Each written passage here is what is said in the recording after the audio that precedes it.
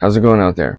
I was self-medicating all of my mental health issues. Well, you either get to more and more and more and then have to stop. I've been through bad shit. The favorite thing of the narcissist. How's it going out there? I was having a conversation about mental health condition diagnoses. And it was talking about autistic spectrum disorder, which I was diagnosed with Asperger's a long time ago. That's now not what they call it, but it's basically, kind of a mild, if you know autism, like the extreme version, it's kind of like a milder version of that. And to me, a diagnosis really didn't mean anything, and it still doesn't really. I'm, kind of quiet and like think all the time. I'm kind of weird, pretty smart, and when I meet people, it's pretty easy to tell like if we're on that team, because it's like, people that have stuff going for them and kind of seem like they ought to be outgoing but aren't really. And I mean, you can put a lot of people in that category, and you don't have to be diagnosed in order to have those symptoms. Obviously, it's not like you walk into the psychiatrist's office and you don't have any symptoms and you get diagnosed and you leave with a disorder. I mean, that's obviously not how it works. The symptoms probably get bad enough that you see some kind of mental health professional, and whether it's immediately or whether it takes a few visits or whatever, you get a diagnosis after some testing about the symptoms that you are having issues with. The conversation I was having, it kind of, and some of it was with myself, but the favorite thing of the narcissist, especially, and when I say favorite thing, I don't mean a conscious choice, the maybe most frustrating or most common or easiest or whatever thing that a narcissist will do is to blame other people, whether it's for something they just did, which is what I was thinking about, or whether just in general. But like if you're having a conversation with a narcissist and they accuse you of something, it's almost certainly because they are doing it. I actually have an overarching, like my main philosophy is whatever you think other people, if you're suspicious of your girlfriend, it's probably because you're a cheater, that kind of thing. So if you generally think that the world's full of assholes, maybe look in the mirror. If you think that generally people are kind and nice and that kind of thing, then you're probably one of the good people. I like to put myself in that category. I think most people, push comes to shove, people are capable of anything, but generally people want to be nice and like to help people. This whole conversation kind of started because I was thinking about how back when I was in active addiction, I was in the moment, and what that meant was I needed to dull my feelings and use either drugs or people or work or music or even helping other people or using other people, and obviously the way that I eventually figured out how to differentiate in the moment good versus in the moment bad was, does it have tolerance? Do you start needing more and more of the thing by using it? Because if that's the case, then obviously it can't end well. You either get through more and more and more and then have to stop, or some other terrible thing happens. And obviously drugs are like that. There are other things that are like that, but in general, music's not like that. Helping other people, I guess you could take it to the extreme. I don't know, but living in the moment for me now means helping other people. I had surgery, so I'm very limited in what I can physically do. There's a lot of not doing anything and just waiting on it to heal. And so for me, what I've been trying to come up with is videos that might help people, because that's kind of all I think about is, I don't want to sound like, all I want to do is help. I just mean, like, I've been through bad shit, like bad to worst, even worse to more bad, and for the last 2 to 5 years, my life has been generally just getting better and better because I have been in recovery. I wake up every morning and read the big book. It could be for AA or NA books or Bible or whatever. It could be something else, but I get my mind focused on some, spiritual goodness, kindness, helping other type thing. Read the book. I stretch, which would be yoga if I had a body that would do it, and slash exercise, and meditate. That is the like functional thing that's different. Instead of waking up and the first thing I do either smoke some weed or call somebody to see what kind of drugs I'm going to be able to get, or whatever. And there were times where it was really bad and times where it was just kind of bad. So I mean, but the difference now is the focus on helping other people. And since I can't really go out and do much, I can't. In my city, we have like 3 meetings a week, and they're a long way from me. I don't have a license. It's just everything's really difficult. Even leaving the house is kind of a difficult thing because getting dressed, and I don't have my sling on right now, so it wouldn't look weird. But normally I have this 2 big straps in my arm, and it's like, it's a lot. And I can't raise my arm past like here. If I raise it, this arm, it's this, my right shoulder, of course. So thinking, how can I help people? And started thinking about the mental, because I have a lot of mental health stuff. I mean, I've got diagnoses of mental health. I've dealt with mental health with other people my whole life, parents, family, siblings, everything. It was all like, not like, not all the time, the really crazy kind of crazy, but some of it, the really crazy kind of crazy. But then also, the kind of crazy like that most people mean when they say crazy, not like crazy, but crazy. So I've dealt with a lot and overcome so far all of it. And that doesn't mean that I think that I can like tell people what to do or anything like that. I'm shooting on my phone. Normally I would be shooting with my camera and it would be zoomed in more, but shoulder, I gotta be able to edit, and I can't really use a mouse and keyboard right now. It's just like everything is a pain.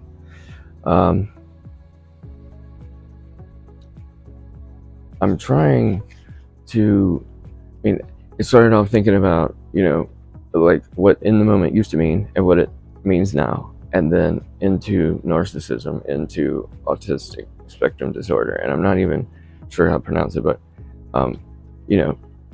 you have like characteristics, and somebody might point them out, or maybe you see a psychologist or psychiatrist anyway. However, you get to a doctor. The test, the way the DSM-4 works, is there'll be like 10 criteria, and it'll say if you meet 5 of these, you have this disorder. So, it could be different on one day from another day, or you could kind of fudge something to either be a little worse or a little not as bad. There's a million reasons that a diagnosis really isn't all that important. It's nice to know for sure, and I guess to have a label to be able to talk to other people and be like, yeah, I'm not just one of those people that says I have it, I actually have it. I don't treat people any differently from symptoms saying that they're away versus the same thing but with a diagnosis. I don't treat somebody differently at all for that. The DSM-4, like some of the tests and criteria aren't even really all that good.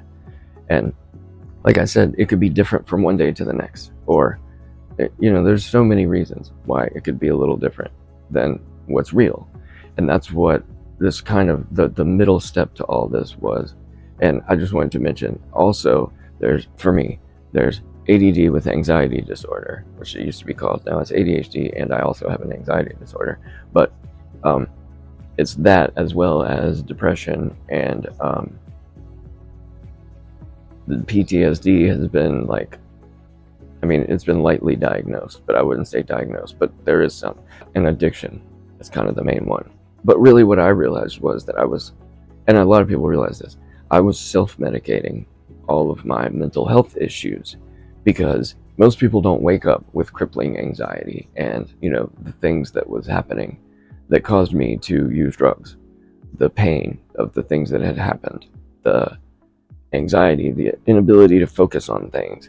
And then throw into the mix that I had multiple doctors prescribe me different medicines for different things that were kind of, what's the difference between a medicine and a drug? It's one's prescribed. So like weed's becoming legal. So does that mean weed isn't bad anymore? And it used to be not good to self-medicate with weed, but now it's okay. Like these things are all malleable and flexible and dynamic and changing and crazy to start off with, because we're trying to fit molds on people that are general, and literally every single person is different. my anxiety disorder would manifest completely differently than somebody who had lots of other things.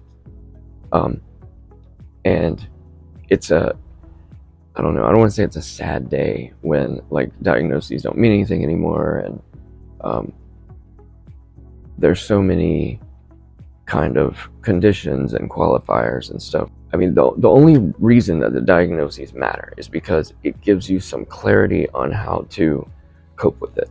So if you find out you have depression when you just thought you were moody or something, and they put you on Wellbutrin and it like evens you out and you're happier, then of course the diagnosis is better.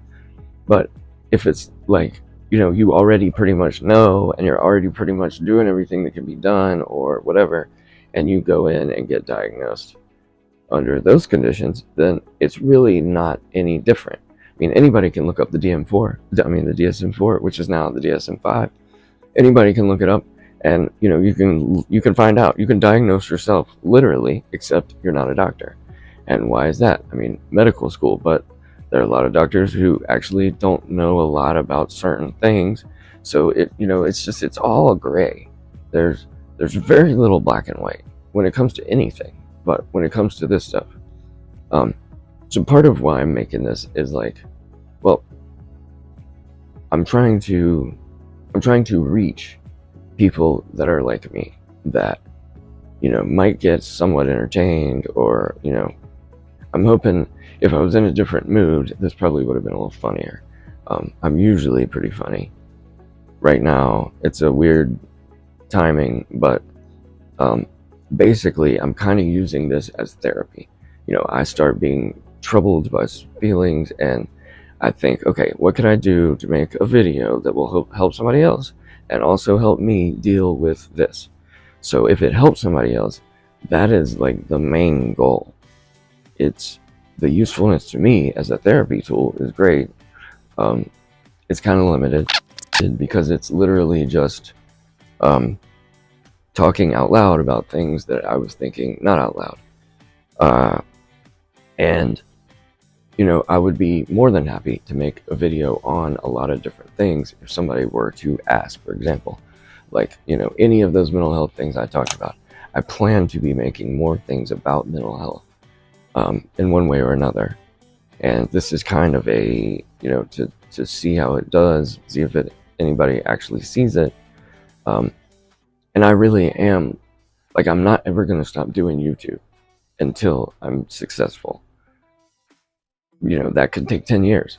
That it might not ever happen, and I die 15 years from now having never been successful. But I'm not going to quit. I don't quit. I don't give up. I'm loyal to a fault. Literally to a fault for me. Like, I've harmed myself many times by being too loyal, and I still can't seem to stop doing it. I've kind of, over the last however many years, I've started to be slightly convinced about some things about myself that were, I don't want to say bad, but, that would kind of come off as negative.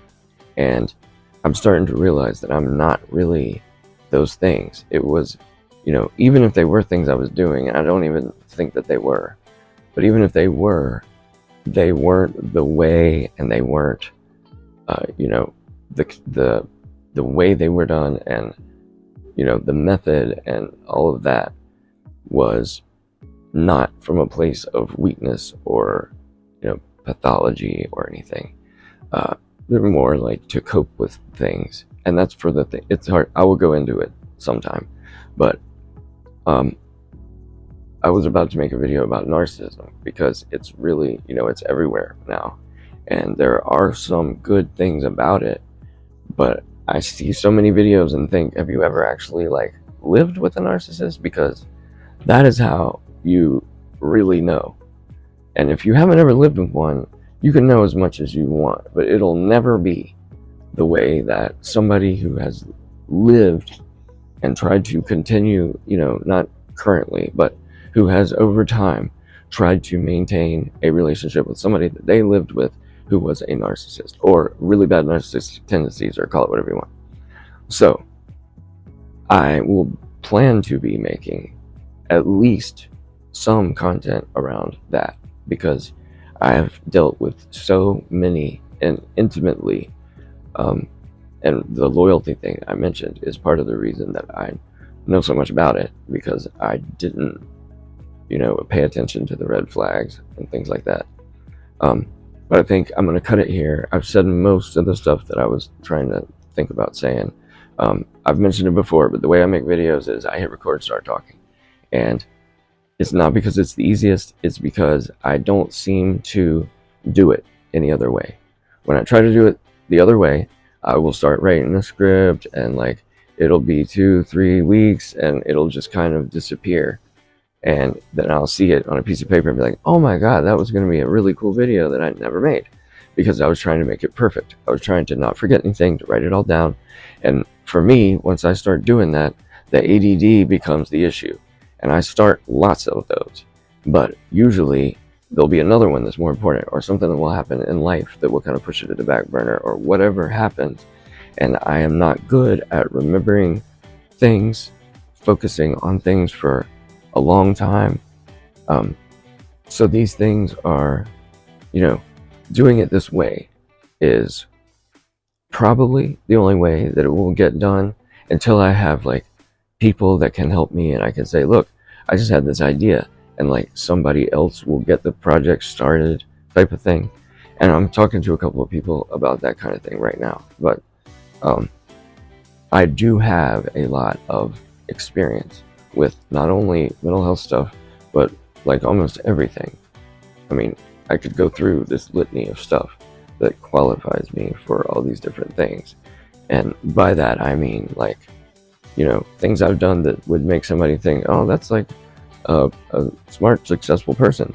And things I've done that would make you think, that is a complete and total F up. I try not to cuss now. And there's a lot of different reasons for that.